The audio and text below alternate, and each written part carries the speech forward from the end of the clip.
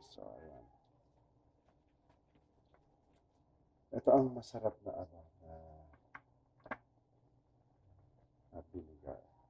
Ah, kainin ngayong tag-ulan guys. So, ayan. So, ayan, lalagyan na natin ng patis. So, tatansyahin lang natin guys. Baka mamaya maging maalat ang ating niluluto guys.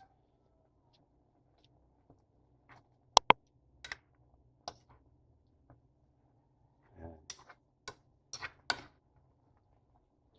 So, halo-halohin lang natin guys ang ating niluluto para balanse ang pagkaluto ng ating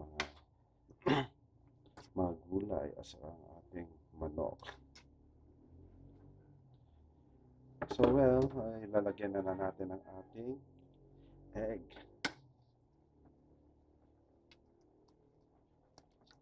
Ayan, guys.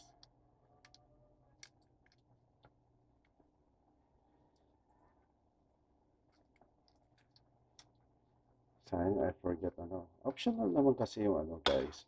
Yung paglalagay ng onion leaves. So, hindi ako nakabili. So, eto na lang muna.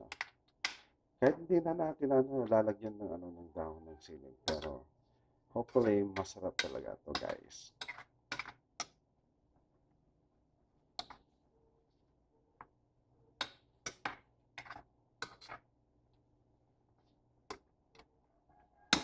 Okay guys, so antayin lang natin na lumambot yung mga gulay natin and then lalagyan na natin ang ating miswa.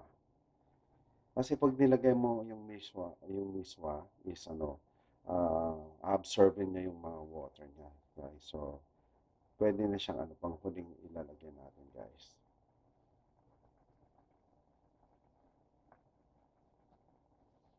Yan.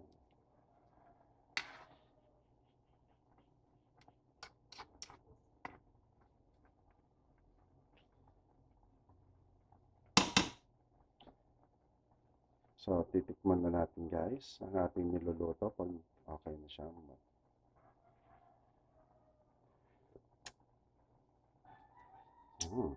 It's yummy. Yummy talaga guys. So, ayan. Hugasan na natin ang ating ginamit na sandok na pinagtikim. So, ayun. Pwede na natin guys, lagyan pa ng konting sabaw.